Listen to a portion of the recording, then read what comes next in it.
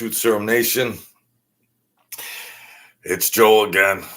Later at night, Truth Serum Nation. This always staggers, and I never get to do a straight up introduction. But we got a real big show. But enough of the bull crap. I was watching some things about Larry Mazza, the Colombos, and everything like that, and I'm thinking, you see all this mob tube, you see all the characters, and I was just watching Gene Barillo do a live stream, and for a guy that's been around so long, I know my channel doesn't get any views and hits, but he's over there talking about Joey Merlino could get in trouble over some cold case files that might direct him to some unsolved murders and things like that. And of course, Gene Barillo would love to see Joey Merlino go away, So they do their little feud. I don't think Joey Merlino even gives him a second thought anymore. I got nothing against Gene. But this Colombo family, and you hear about Gregory Scarpa, all those years, he was an informant. And that's like, hey, Francis, long time no see. Late night action. We got late night action. I need a date. Just kidding.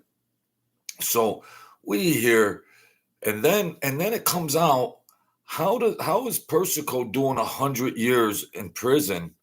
And it comes out that Persico was also an informant. He was cooperating for 20 years for some other reason. It is just like the Colombo family. My godfather told me too. My godfather told me many times, way back. Happy birthday to you. Happy 40th. Happy 40th.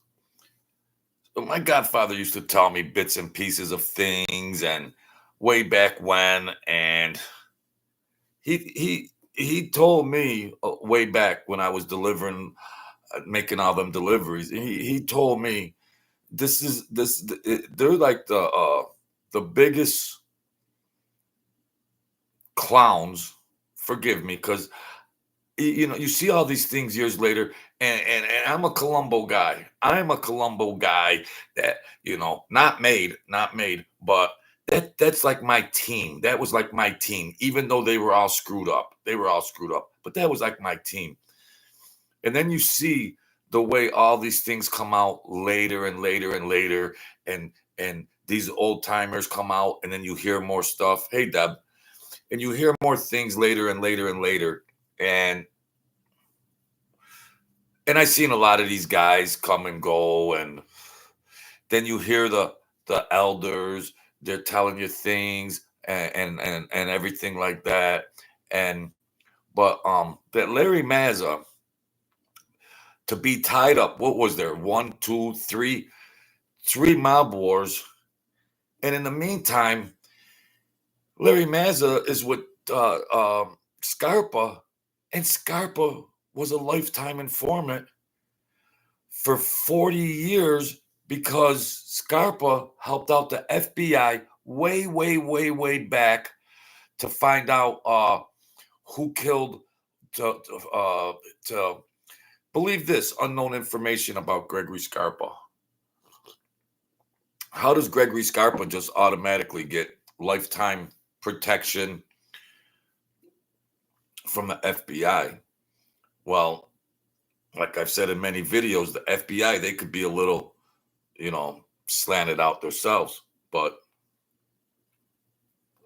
there was 3 KKK members, I believe in Mississippi or Louisiana, 3 Ku Klux Klan members that did some rogue stuff to somebody, torture and everything else. And they actually summoned Scarpa to go down and infiltrate in there and find out who did it. And what Scarpa did is he got in the graces of one of them, and what he loves to do much, I guess he tortured, and the guy came out and revealed where the bodies were. They wanted to find out where the bodies were so they could have proper burial. So that was Greg Scarpa, Colombo, known as the Grim Reaper, the Mad Hatter. Uh, you got people in the mob that, yeah, I mean, there's guys they do work. There's guys that do work and they do a job just for the professionalism and things like that. But some are just sadistic, like Roy DeMayo. You didn't, some of these guys in the mob, a few, selected, just few. Some of them, without the mob, I believe just would have been regular serial killers in society, like Roy DeMayo, to say the least. So they had the Colombo Wars and Vic Arena, and the family was split up. Who was still running the show, and it was real messy. And then everybody turned, um, and you don't realize how many of these captains, even bosses, that for years and years and years were led double lives. They were working for the FBI too. But Larry Mazza, he ratted and all this. Well, that was a whole different situation. Larry Mazza was as loyal as they can come, and then they were just hauling in hundreds of gangsters and doing all this crazy stuff, and they didn't have his back. They didn't have his back. So he made a deal or whatever. But he was on VLOD, and I just want you to check out some of this. I just want to have this documented so I can watch it in the future, because very interesting. Very interesting. Now, I put Larry Mazza. I mean, I'm not trying to talk no smack about how, you try to compare gangsters. You could say who's the most dangerous, psychopathic, violent killer, or you can go a little further and say, well, who is the most cerebral thinking? There's just a dime a dozen Gene Barillos. No disrespect on Gene Barillo, but there's just a dime a dozen of psycho. No disrespect, but they're a dime a dozen in the Fine Families. They're a dime a dozen. I mean, that's just the way it is. I'm not trying to diminish what he's done, but I'm just saying the fact of the matter is there's a lot of guys out there like that. But he was too much of a cowboy. You see, that's when the spectrum changes. Guys like Gene Barillo, yeah, I mean, he is what he is. I mean, everybody knows he's a hothead. But if his elders weren't connected in the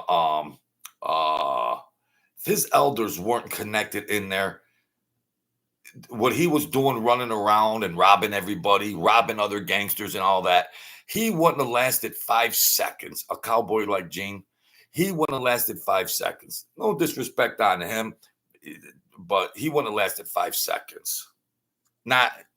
No way, no.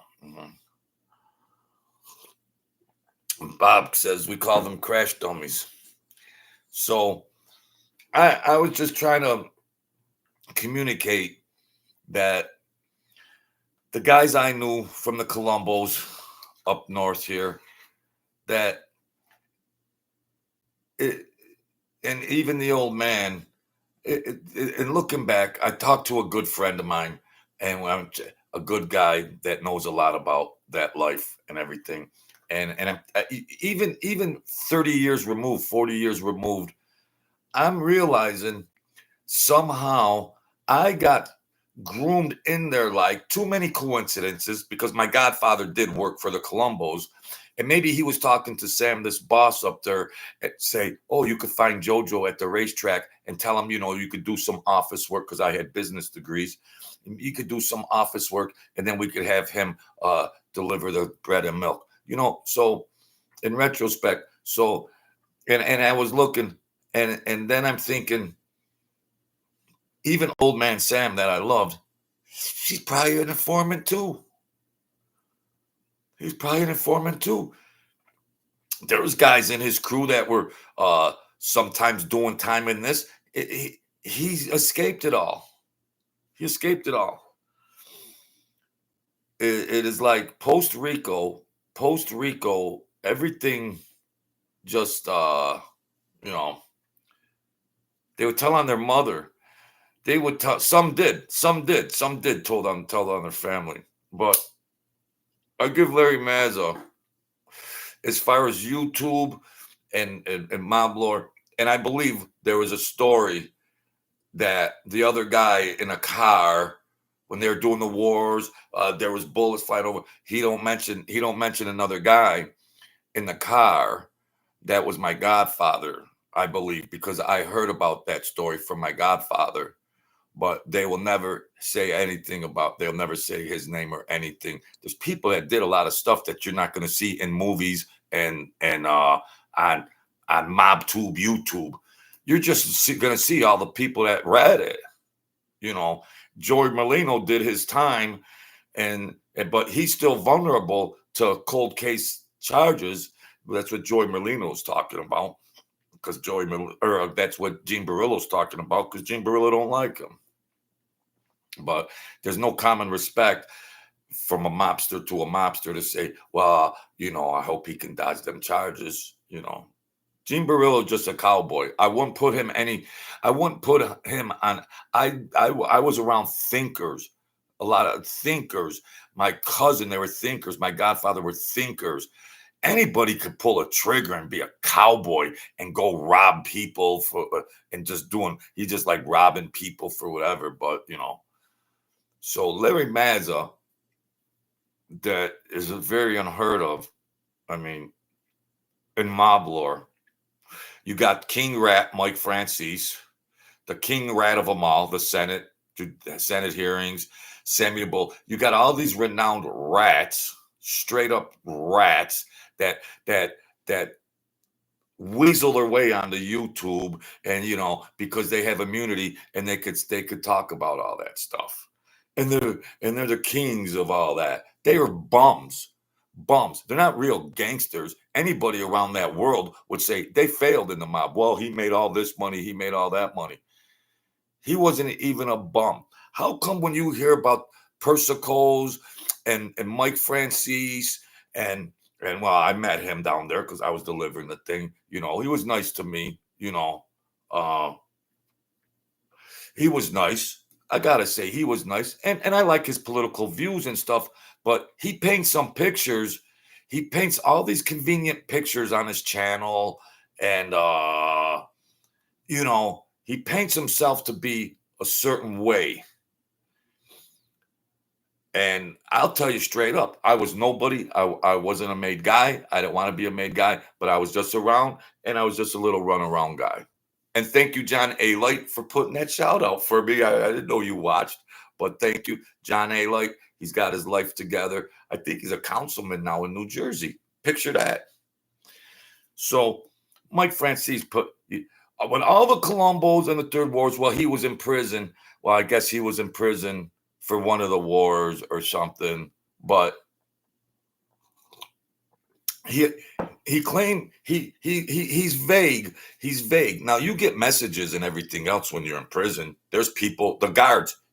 There's crooked guards that give you messages from inside, and then for all the wars that went on, and for the Colombo family historical stuff, then he'll talk a broad brush around it, but well, he was just a captain or something that they just put a button on him, and he was a captain over here. Because why wouldn't he still have any say And when, what about Scarpa? Scarpa, all that, Greg Scarpa, who was a lifetime informant, a lifetime informant. Persico's 20 years informants. And then all of a sudden you got Mike Francis speed ratting in front of the Congress. Really? Really? These the biggest people in the Colombo family were rats. And I hate to admit it, because I like them guys, but the biggest what they're playing both sides of the fence. They're playing both sides of the fence. Scarpa had a scanner, a government scanner, not an FBI scanner, not anything like that. Scarpa had a scanner that you have to have. This is upper judiciary, high court stuff, way above FBI, way above those branches of government. This is like using mobsters. They're using mobsters to see if and they're giving mobsters a free pass to see if there's any government officials that are corrupt, or if they're rubbing elbows and they're trying to catch corrupt mobsters, politicians or people like that. So they gave Joey Merlino a scanner that's only 4 people know the code to it, and you put it, and you can hear all the conversations from every all the communications that are on their lines. It's supposed to be one of the most secured lines in government. So Scarpa had access to that. I think Larry Mazza, they listened to it together, but yeah, Bob Ross, yeah, they play both sides. So, and I used to ask my godfather, well, why? Of course, post Rico, all this stuff went down. Post Rico, you understand, but my godfather got called in. I think when they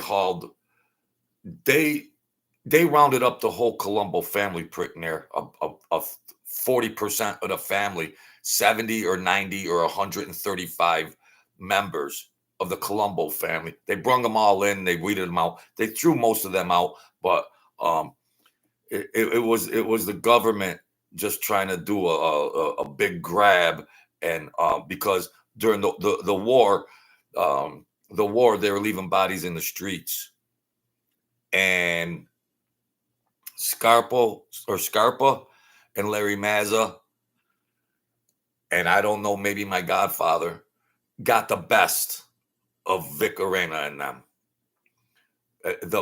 They were all they didn't want to compromise or anything, because Persico had all of his family members in there.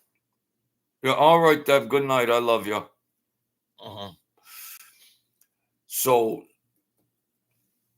Persico felt more comfortable with all his family members holding these positions and comprising close family members and friends. Then you find out later he was dealing. So why would Persico be doing 100 years and then still cooperating with the FBI? Wouldn't you say, hey, I cooperated, let me go? Well, certain situations, they could have took the assets, which he built up generational wealth.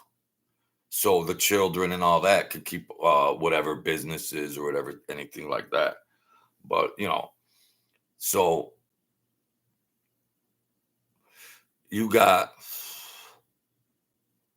Mike Francis.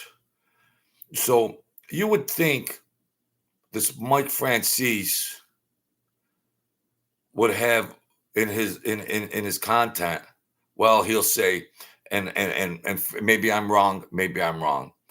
A lot of the years he claims to be in prison, sometimes they don't add up. unless he had a clone. I don't know. Maybe I got brain damage.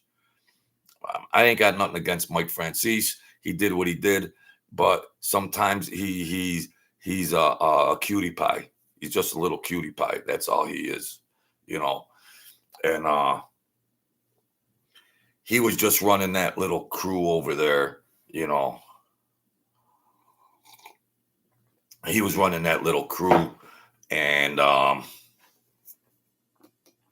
just because of his father, Sonny, and I don't want to get into any of that kind of stuff with his personal family members and what was going on, because there's no value to it. I ain't gonna get any more viewers or subscribers anyways. But he's just full of crap. That's all he is. He's full of crap. Oh, and then convenient, he gets called in on something, and then during the wars. Well, there was three wars, Mike. There was three wars. You got any content on the three wars, Mike? What about Larry Mazza? What about Scarpa? What about Mickey? What about who's that? Angelina? What about them guys? That's the Colombos. You're the big boss of the Colombos. Where's all that content? Where's all that content? These were the players. These were the power players in the Colombos. Where's all that? Why were you so removed from all these key players? How come there was no sit downs? There was wars and this and that. Well, you weren't in prison the whole time. Where's the stories? Scarpa Senior, Scarpa Junior, Persico, whatever. You might talk like generalized stuff about Persico and this and that, and maybe Jerry Lang, but where's the meat and potatoes? All you're known is for the gas tax scheme. You did the gas tax scheme, and you're Sonny Francis's son. I mean, God bless you. He's a good guy, but he's very, very intelligent, and he knows how to play chess. But it's just like when Mike Francis started a YouTube channel, okay? All his titles and thumbnails, what was the titles? Go back in case he didn't change them. Former Mafia boss, former Mafia boss, former Mafia boss. He wasn't a boss. Former Mafia boss. Oh, well, he might have been an underboss. Really? I got some swampland for sale. So he come in with dirty hands like that. Why would you do that? You got all the money. You ran to California. You want to start. You want to be a Hollywood actor, and then you come in throwing punches. Former Mafia boss. If you were in New York City and you were putting fake rank out there and you were claiming fake rank, well, that's what he does. That's his hustle. God bless him. God bless him. That's his hustle. Can't fool all the people, Francis. But the Colombo wars were so well, publicized. They're leaving bodies here and there, and then it was on the front pages of the papers. It was on the news, and that's when they just hauled everybody in. So all the information, because I believe Mike was cooperating way back then. I'm sorry. They were all, look at, historically speaking, the Colombo family, let's forget about Donnie Brasco and all that. Forget about Donnie Brasco, because that he got a vulnerable guy. He got a vulnerable guy in the Lucchese or Genovese, whatever. He got a vulnerable guy. The guy was going nuts. Joe Pistone, Brasco, he that was a layup. That was a layup to do, that was a layup. But the Colombos, how far back were these guys? So You had Persico, it came out, working both sides. So how are you with the Colombos? And then you're talking, you're dealing, you've been in and out visiting, you've been in and out of the penal system, you visited your father, you've been, so these agents, you've been around these feds your whole life. Been around these feds your whole life. So he tries to tiptoe around a lot of things, and Scarpa, lifetime informant. Well, and then so Mike Francis, um, so then you had Persico, an informant from prison. You got Mike Francis, self-proclaimed informant. Scarpa, lifetime informant. So that's what you got. The three biggest names of the Colombo family. Mike isn't a Persico, and Mike isn't Mike Francis isn't 5% of any one of those Persicos. He is not 5% of a Greg Scarpa Sr. or Jr. He's not 5% of any of them guys in the Colombo family. I knew guys over here that were I mean, you know, but that's hustle, that's entertainment, and he'll never be. He's lucky there were guys like Larry Mazza and all these other guys that, you know, uh, he just like, oh, Mike had a crew. What was his crew? All they were bookies. That's all they were bookies. And I delivered the bread and milk. All they were bookies. What was a big sit down with any of those hierarchy of all them people? He, of course, he wasn't a boss. He said he was a boss. He said he was a boss, but he was a makeshift captain. Makeshift captain. Then he talks about when he got made. Well, was it 1975, Mike? Was it Halloween night of 1975, or was it Halloween night of 1977? You seem to have all this other minutia memorized, but you'd think you'd know when you got made. Was it 75 or 77, Mike, when you got made on Halloween night, and you tell that story? Was there a phony ceremony?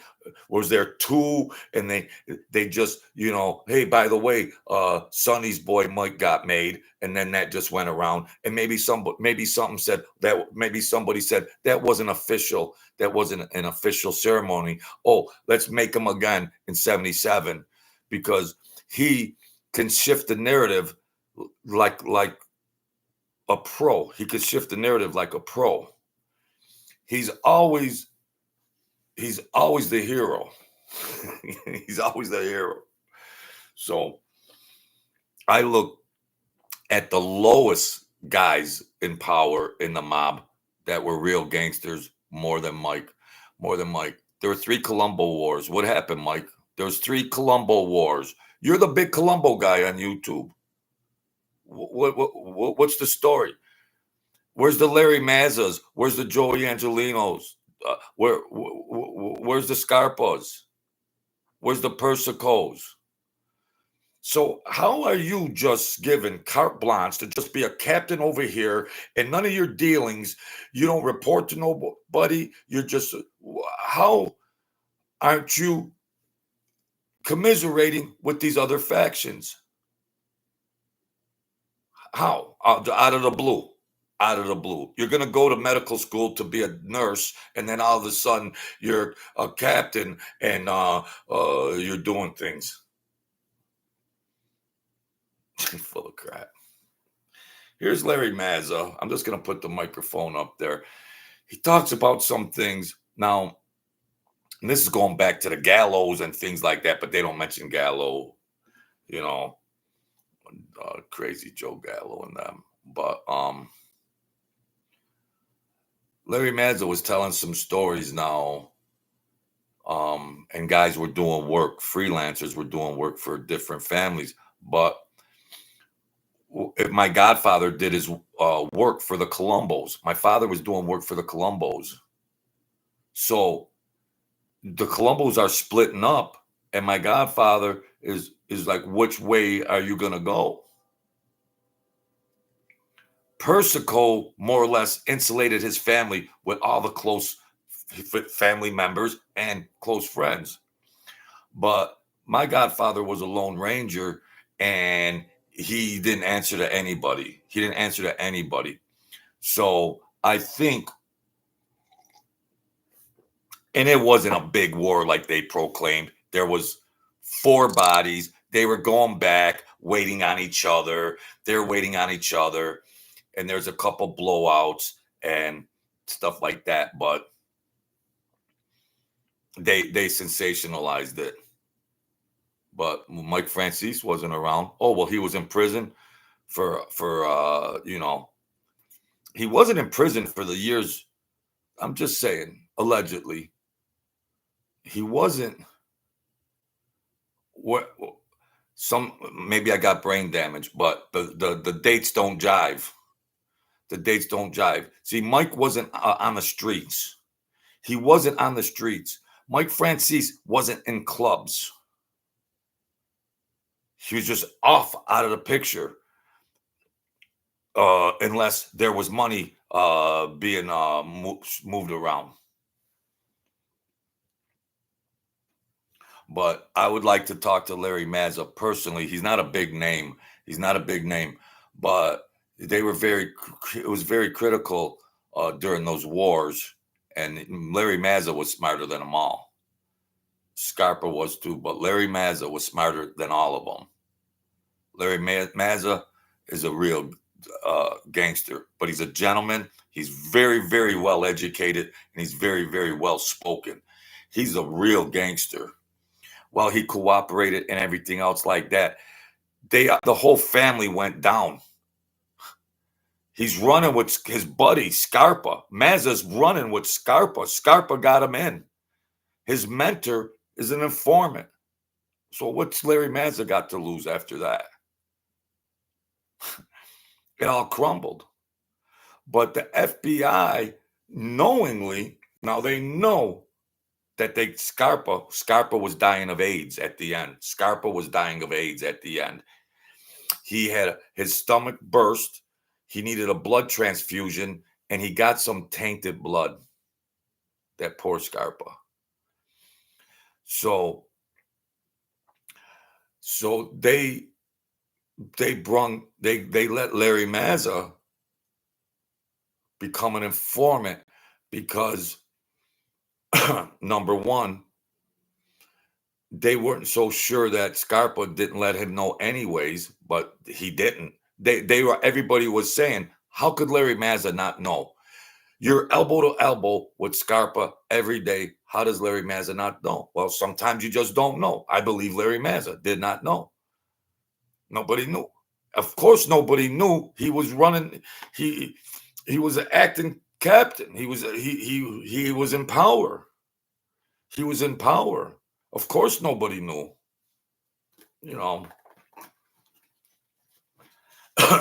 So I don't know. We'll just play a couple things on here. Let's see. VLAD. It's VLAD. VLAD. All right, here we go. We have Larry Mazza, former made man of the Colombo Mafia. Welcome to Vlad TV. Well, thanks for having me. Well, you have a very interesting history and a very interesting story. Butcher. This is your first time here, so I want to start in the very beginning. You grew up in Brooklyn in the 60s. Brooklyn? Yes, I was born in 61. Okay, and from what you've said, you have a very normal family. Firefighter father. No, this is crazy. We're going to get to, I got to prep you. I'm not even going to play that because that's Bush League. I'm putting the thing up there. Greg Scarpa, Sr.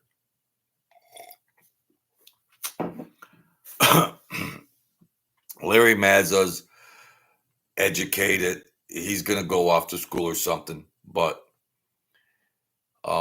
he gets groomed in, and he deals with a lady. Larry Mazza, 17 years old. He meets a lady, and she's 31 years old, and he starts having an affair with her. Meets this lady.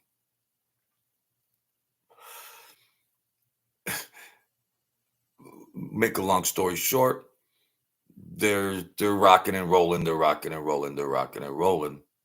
Next thing you know, she says, "Well, I want you to meet my husband."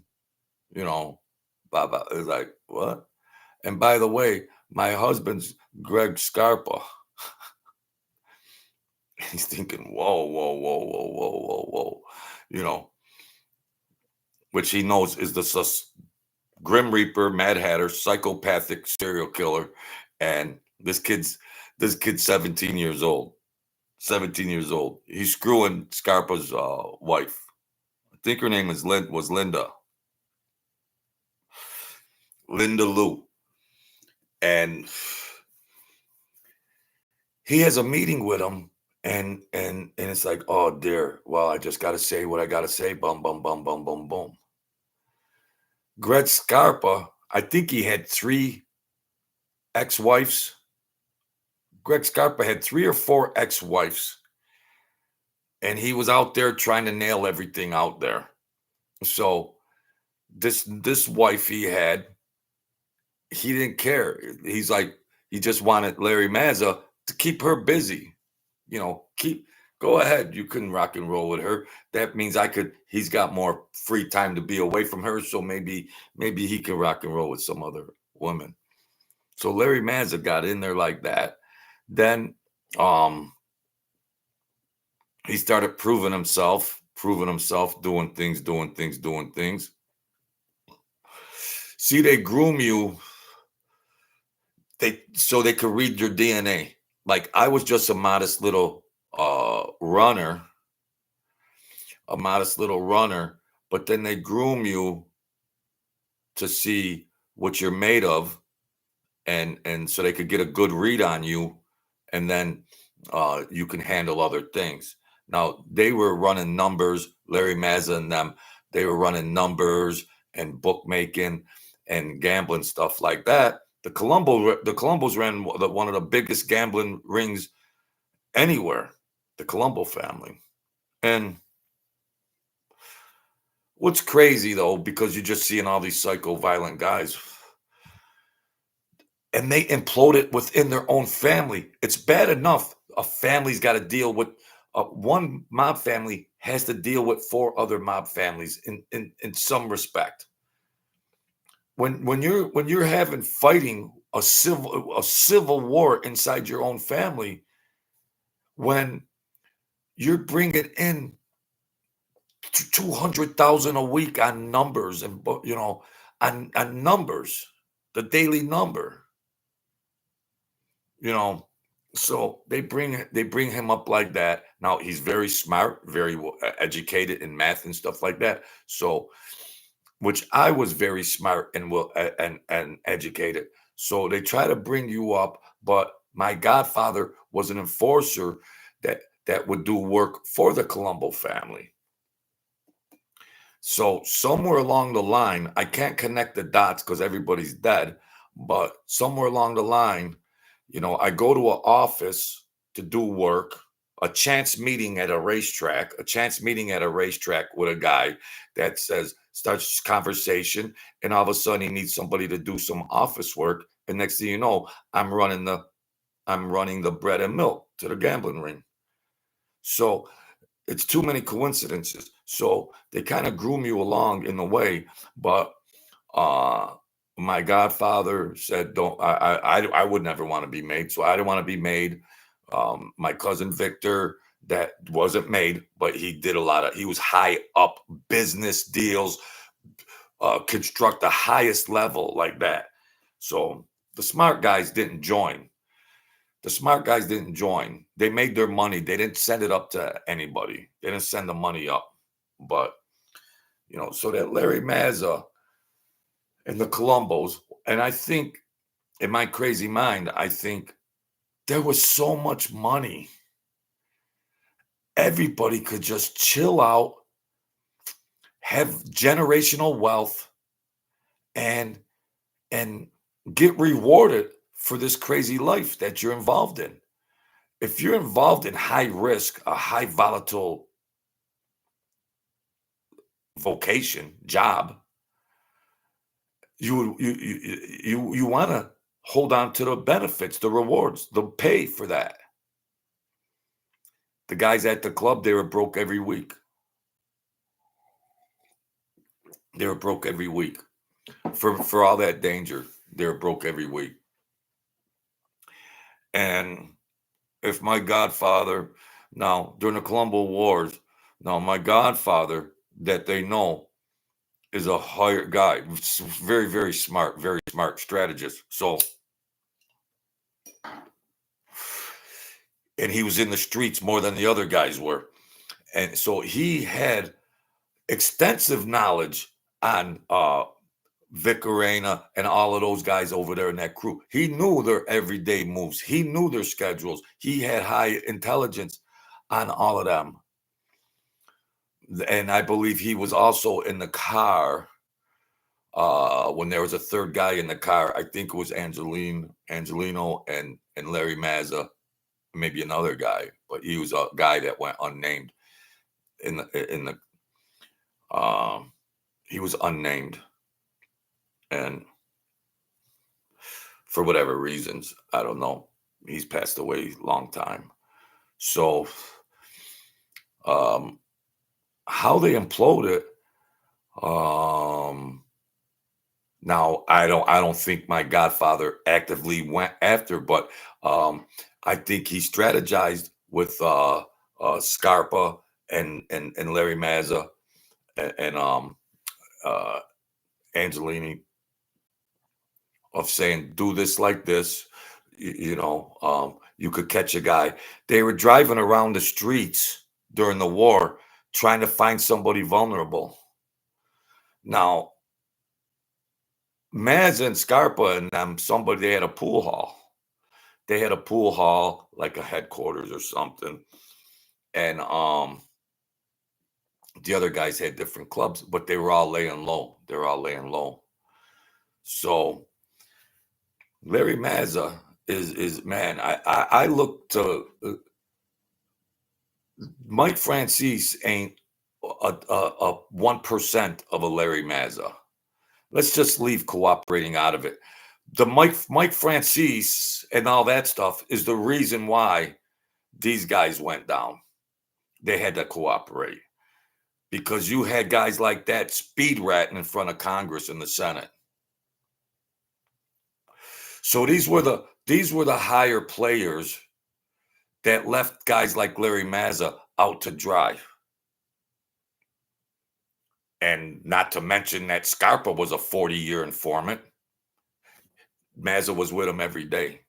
So nobody could talk any kind of smack about Larry Mazza. I'll put Larry Mazza up against any gangster from any era, because anybody could be and he was into martial arts and all that kind of stuff, karate. He even had a gym to train people for martial arts and all that. But forget about self-defense or being good with weapons. He was smarter. He was much more cerebral. He was much more smarter to look at things and see where they're going. So at the end, when he made a deal with the FBI, well, he had to. They had some kind of law or rule, like you get 100 years for something, whatever it is. It's 100 years, like Persico was doing, 100 years. And Persico is with the FBI in prison. So Larry Mazza looks around him and goes, wow, they already knew Mike Francis was shady, whatever. I'm just guessing. They already knew Mike Francis was shady. Persico, they find out Scarpa 40 years. What do you expect Larry Mazza to do? And just like Dom Chicali and them numbnuts over there, Dom Chicali dealing with all those numbnuts. It's just to be so loyal. And you got that washwoman Mancuso, that Mike washwoman Mancuso, that walking freak show. What was Dom Chicali supposed to do?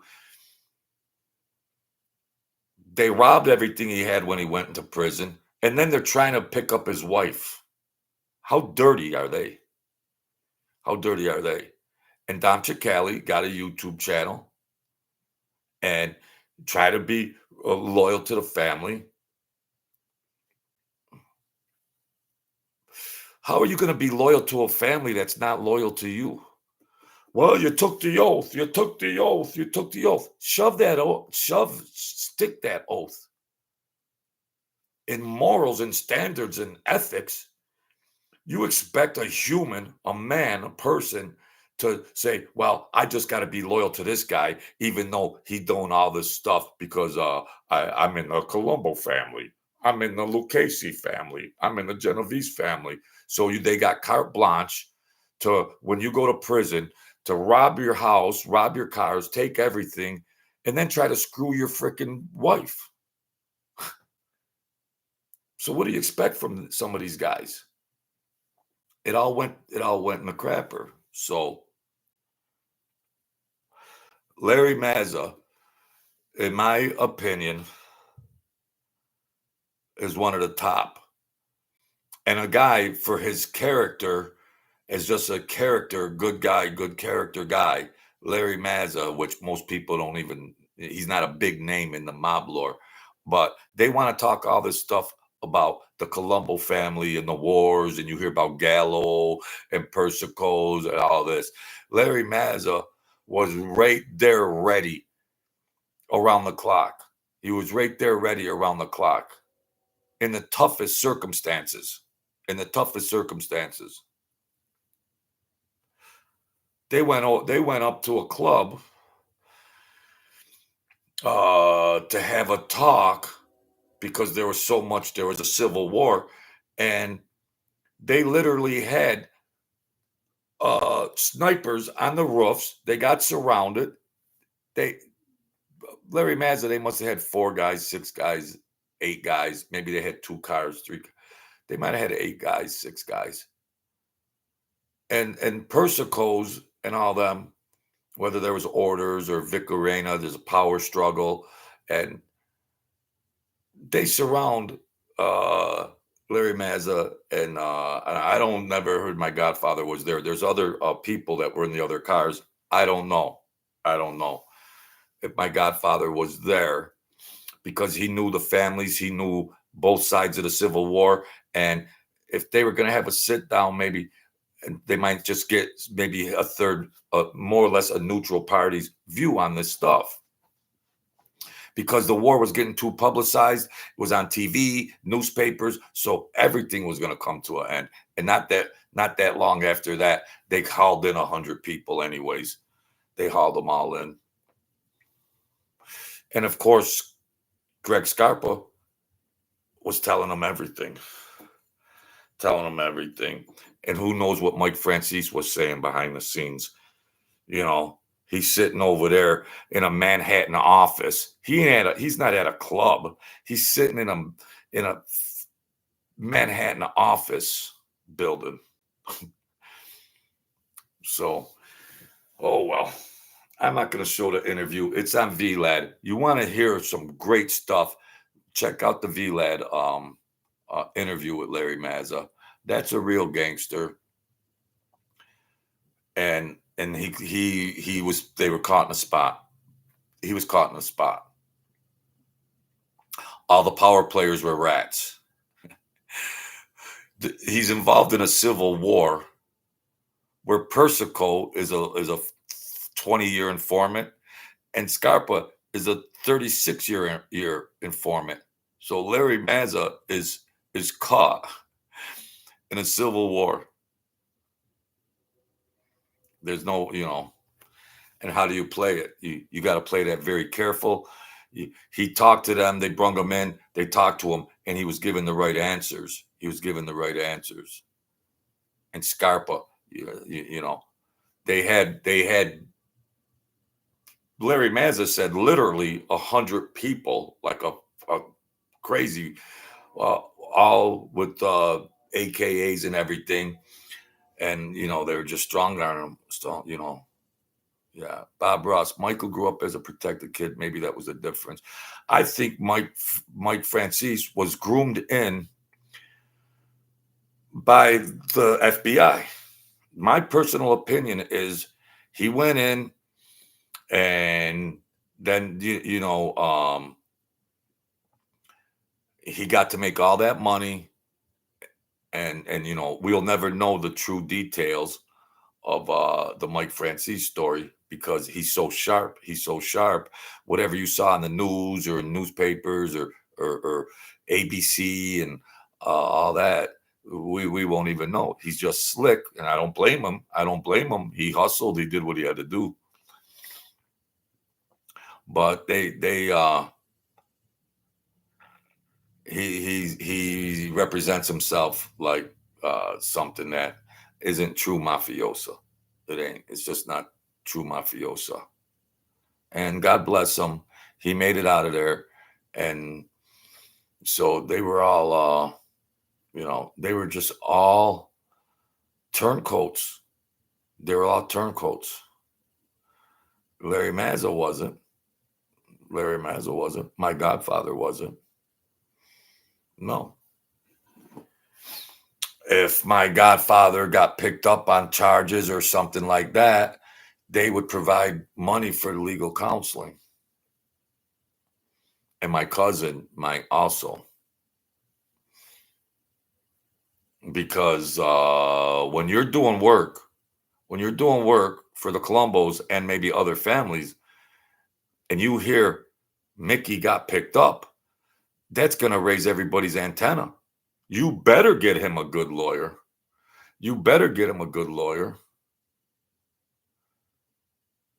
Some guys they don't support them, and then they rat.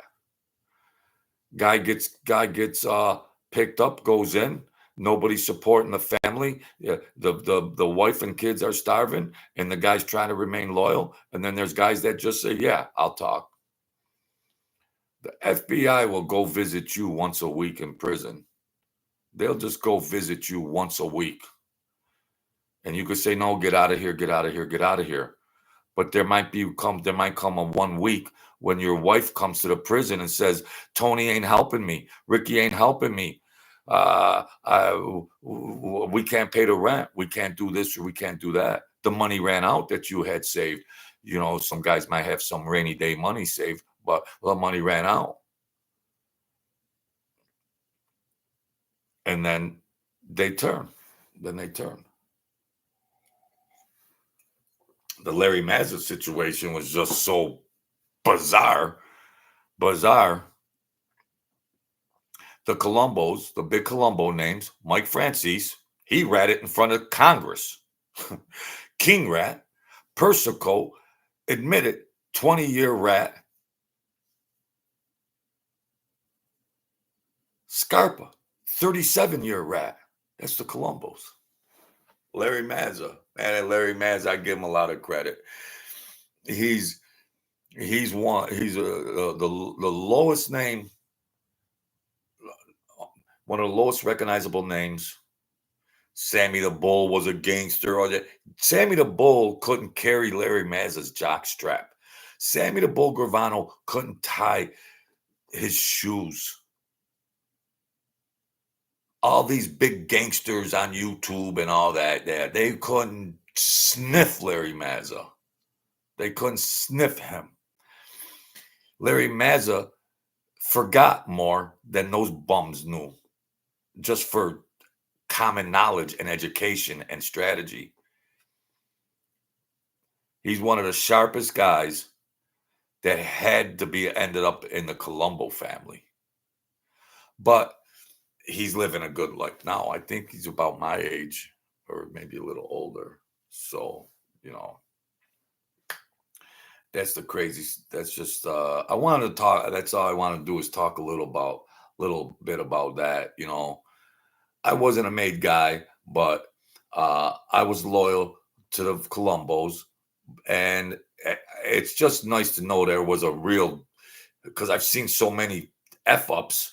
They're all f ups. They were all rats, and just it's just refreshing. It's refreshing to know that there was a guy like Larry Mazza. Oh, forget about what happened at the end when he cooperated. Really, really, he was with Scarpa every day, morning, noon, and night. Scarpa was with the FBI for 40 years. So the reason why he cooperated was that the FBI just wanted to check out some more personal stuff because before Scarpa died. Scarpa was already dying of AIDS. So they were just for shits and giggles. What I'm guessing is that, to have Scarpa's right-hand man, to make a deal with Scarpa's right-hand man, Larry Mazza, and just sort out the rest of those things. I mean, because they rounded up 120 Colombos. They rounded up over 120 Colombo members. And of course, that must have been Scarpa that was feeding all the FBI all that information, and Mazza was with Scarpa every day, morning, noon, and night. But I believe Mazza. I believe Mazza's word because he's a stand-up guy. Scarpa just kept it a secret. Just kept it a secret. So Larry Mazza had to do what he had to do. They were all going away. They had all the intel on all them guys of whether, Larry Mazza provided stuff the FBI didn't know. But maybe they were just trying to tie up the Scarpa situation and pick Mazza's brain and give him a 10-year sentence. And that's it. They're all done. Boom, boom, boom. Everybody go home. The show is over. And that's that. They knew how smart Mazza was, and they knew how smart Scarpa was. And the FBI, well, not even the FBI, the higher above in the United States judicial system. This is higher than that. This is higher than that. So there you have it, folks. I just want to do a little thing. Long time no see. Bob Ross, Francis, Deb. I just want to do a little thing here. I got bored. I wanted to get a little show in. And then I'm going to get some more information of some of the lost letters that were dictated to a third party that I never, my godfather was, we were close. And there was a lot of things he didn't say during his lifetime to me. But he wrote down a lot of different things that he wanted, between me and him. And I still got to get access them from another person. The other person's 85 years old, but it's a mutual close person that's very, very old. And they're like, well, Jojo, maybe you'll know about this. I was his godson. And so some of it is just just regular day stuff. How's this? How's that? Watch out for this person. Did you see this guy? Blah, blah, blah, blah, blah, blah. Just some of it might be very platonic. But then, we speak in codes too, and just generalization and things like that. But we would know because he might have just did his own diary things.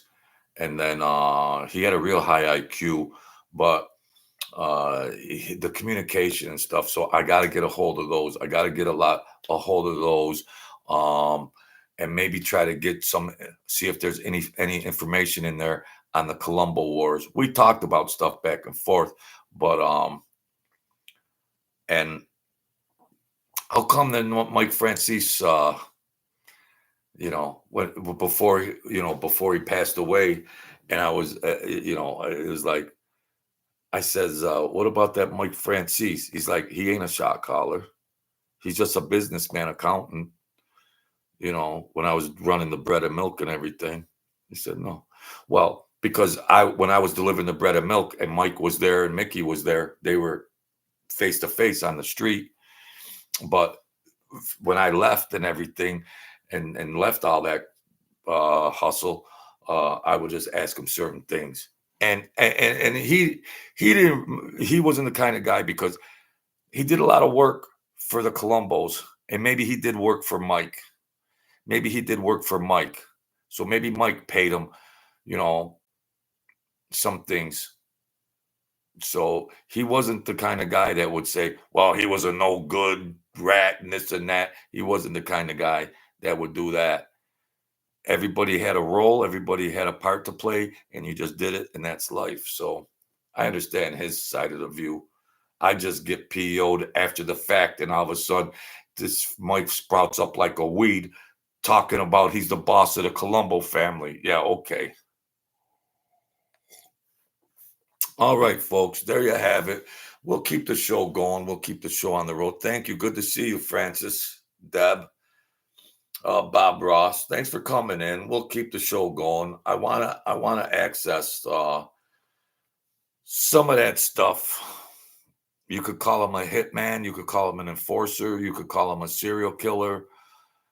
You could say all that, but the guy was a good guy. He was a good guy. Make it make sense.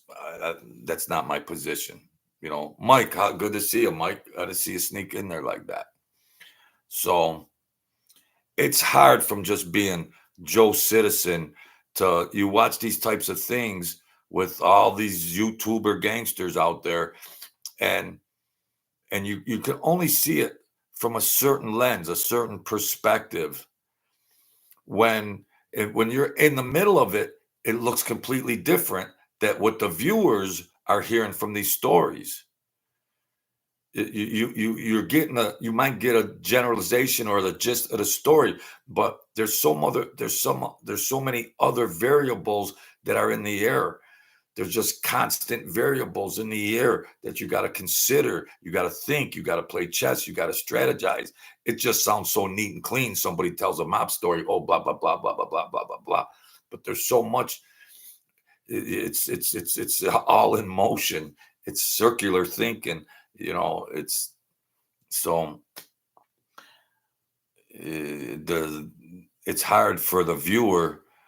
If a guy's telling a story, then he really has to demonstrate and try to communicate to the viewer all that emotionality and common sense. Try to see if that would make sense, or is that logical, or was that stupid, or was that smart? So people are interpreting stories from different. Each person is watching this stuff, seeing it, and reading it many different ways. They might look at it in a one consensus. They might have a consensus. Yes, this is something like that. But there's you got to peel. Sometimes you got to peel the layers. You got to peel the layers back. Because it's just easy to just be an armchair quarterback to say, oh, this is this and this is that, and oh, blah blah blah and blah blah blah, and then some armchair quarterback is just given a strong opinion, like that bum Jeff Nadeau over there, that bum that never was in a mob club. He's got a channel. He's a reporter for whatever. And they're armchair guys that never been in a club. They never been around a gangster, and they have channels. And, so they don't know. They were never breathing the same air. So he don't have a right to try to do anything more than report a story, because he does not qualify for an opinion on it. He does not qualify to have an opinion on it. And he thinks he's a cutie pie. He's got his Goodfellas pillows and his Goodfellow blankets, and he's got Scarface picture on the wall and a poster. He wants to be a gangster. So you're getting guys like that whatever he is, and he could investigate and research all that stuff, but he still can't feel the temperature of the room or think or know exactly what these people are thinking. He's just an expert at gathering information, and that's it. So that's why I'm saying it's I try to show emotionality, and it's hard to even get to that level to really know, like, well, I know Rick and Tony and Sam. Well, we had these interactions, and I could just assess those interactions, but I'm not psychic and I'm not a mind reader, but I can get the good temperature, 90% of the temperature of what is what, so that's all. What's this? Barking Cobra bro faxes. He's a little pussy pie guy. He's got the scar face. Good to see you, Barking Cobra. What a name, Barking Cobra. Barking Cobra 203. Well, that's what you got in this so-called MobTube YouTube community. Now, Mikey Scars and RJ, I like the way they did that. I like the way John A. Light. Thank you, John A. Light. I'm sorry I didn't see that message when you gave me a shout or something, but thank you, John, but yeah. So yeah, well, thank you, Bryn Cobra. I don't claim to be a made guy. I'm not a tough guy and all that. I was around, and it was crazy, but I admit it. I admit it.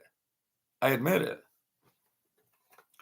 But if I see something a little, I'm not the YouTube mob sheriff that has to correct Mike Francis when he's lying through his teeth, or scrubs like Jeff Nadu that's out there interviewing rats, paying rats to do interviews. So he's already dealing with dirty hands. Sure, the rat's gonna do an interview and just get that sucker money off of numbnuts, you know. And even Gene Barillo's talking smack like, oh, Joey Merlino, there's cold cases. Gene, leave it alone, Gene. Leave it alone. Just because you had FBI people, just because you ratted too.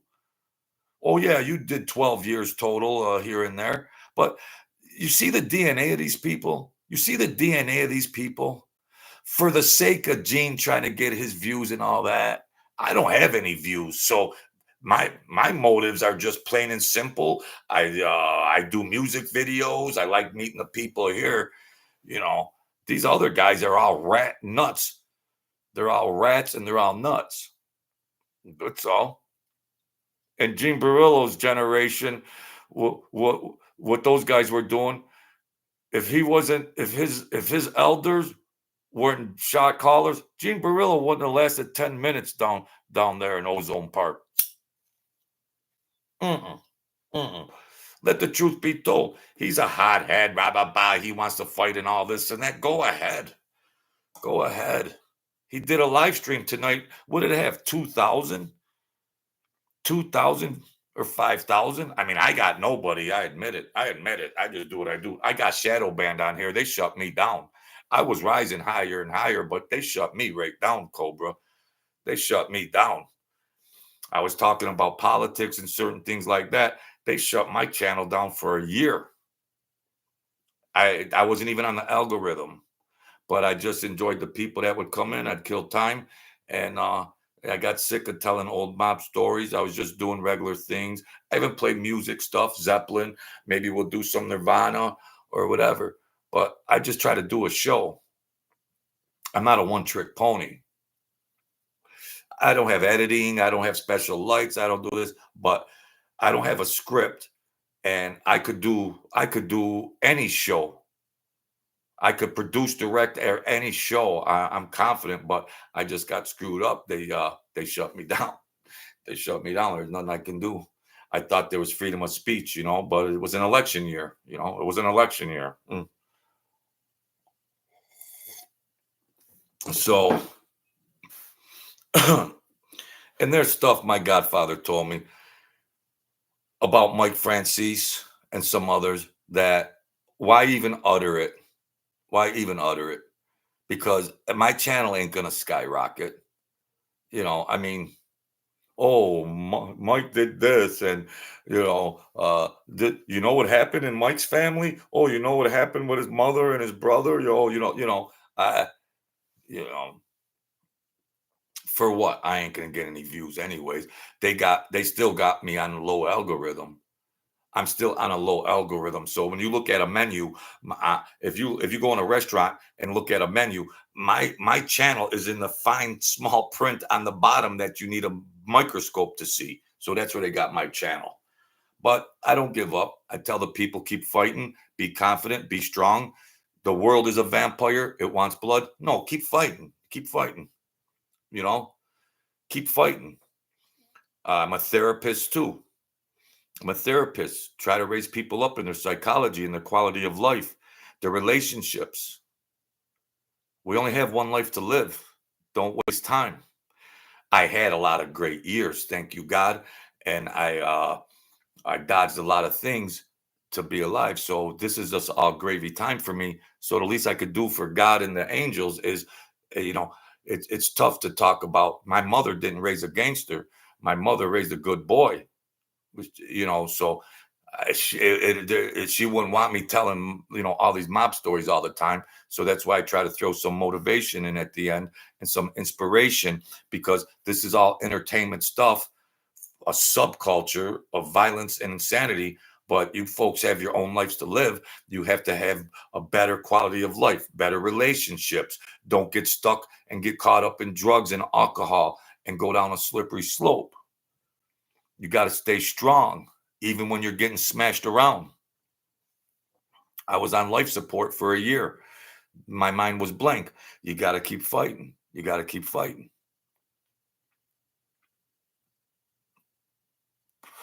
It's spiritual warfare too, But I'm going to keep doing the channel. Deb, Mike, Bob, Cobra. I'm going to keep doing the channel. I want to try to. Everybody's older. I'll be 62 next week. Everybody's older. And there's letters and communication and things from people that are clearing out their closets and stuff. And it's like, well, JoJo should have this because that was his cousin or that was his godfather. There's elders that are like, so I want to try to check out some of that and maybe see maybe there's some interesting things in those, the lost letters from the mob assassin, but you got to glorify that kind of stuff with a fancy title. You got to play the game to get views, and it gets sickening after a while. My godfather that I loved, he saved my life twice that I know of, probably more. And then, 20 years later, lost letters from a mafia assassin. If he was alive, he would bury me. See, so that's what you got to take into consideration. Well, JoJo's doing a YouTube channel. Now he wants to show these lost letters from this guy, but not just for the views, but just so more psychological. I'm psychologically driven. I'm fascinated by psychology, and to share information, not just to be a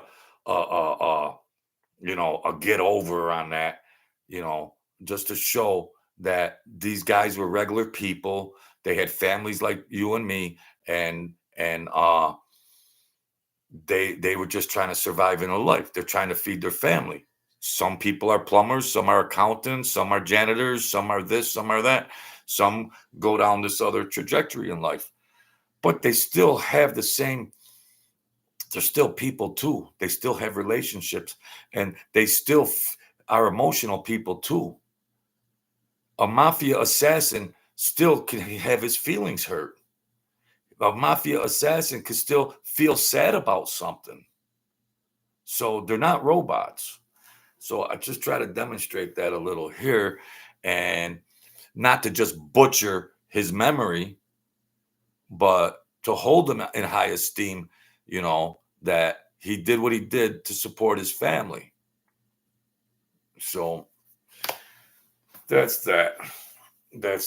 So yeah, I'll keep the channel going, and maybe we'll react. I did that reaction to the Immigrant song from Zeppelin. Wow, Led Zeppelin.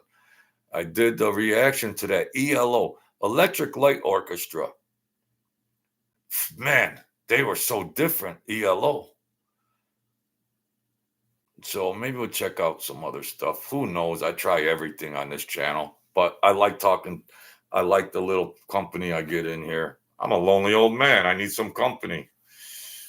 Hit the notification bell. I need some company. Okay? Need a little company. You know, I just need a little company. You know, maybe like the Marilyn Monroe kind or Sophia Loren. That's all. Oh, God forgive me. God forgive me. So, yeah. And people are free to ask questions in here or whatever. You know, people are, Dad, I was hoping you weren't in here to hear that. The Marilyn Monroe type. Mm.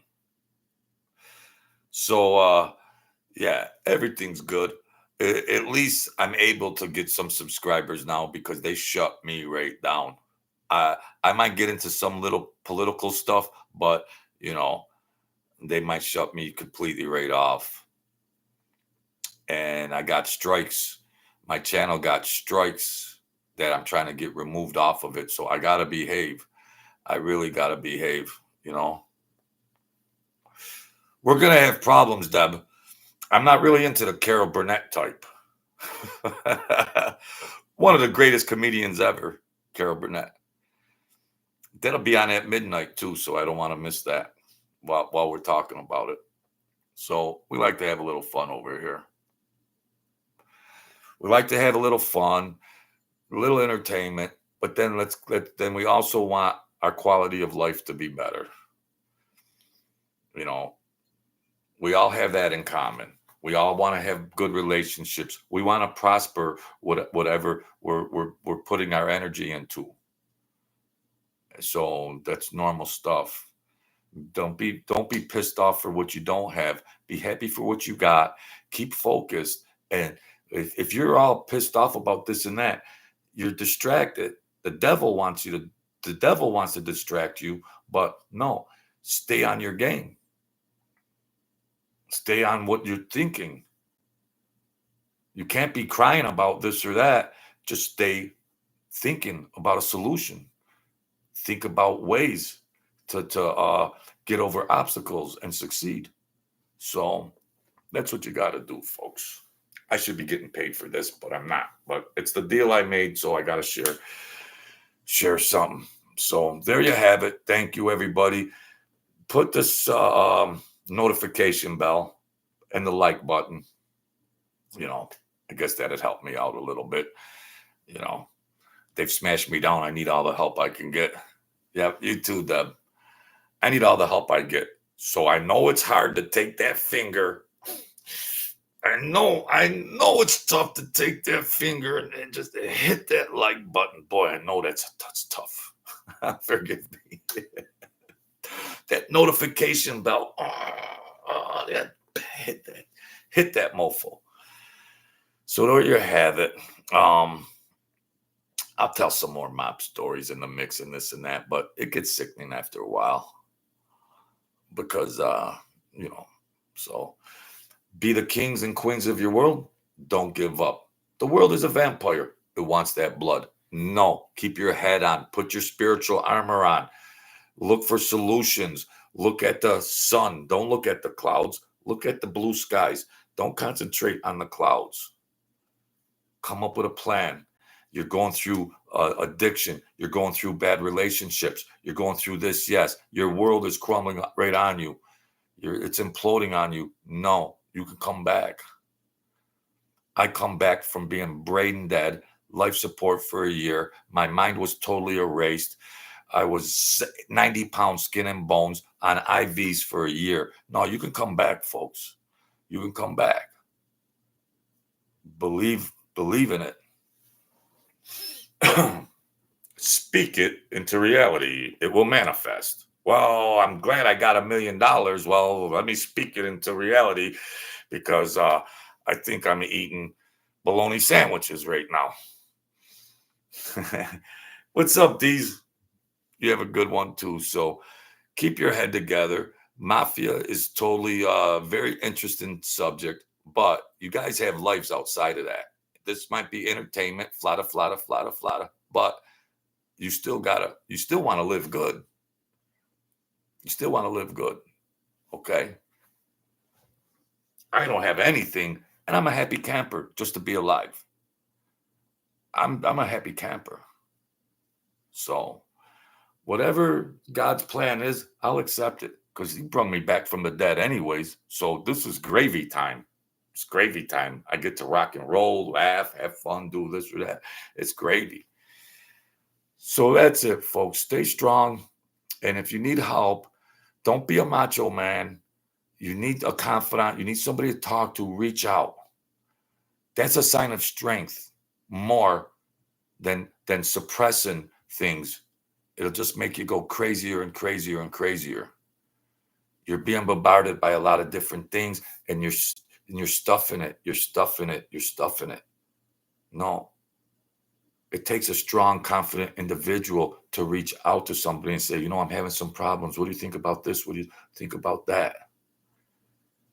Maybe you can come out of it. Because the world is a vampire. The world wants to smash you around. This is a fallen world. Maybe you could rise each other up so we could live good. There's a Cash App in there somewhere too, in case you guys haven't noticed. But I'll settle for the like button just the same. All right, folks. Thank you. We'll come back maybe Monday or Tuesday, and I'm just going to keep the show going. I mean, they shut me down so long. I put all 1,000 videos in, and I might as well just keep it going anyways for all that work I did. Gosh, and it all went down the drain because I talked about politics. Gosh. But no, I'm going to behave. Get the strikes off of my, you only get 3 strikes, so I got to behave. All right. And maybe we all could experience some nirvana. All right. Thank you, folks. God bless you all. Thanks for joining in. Thank you for your support. Good night.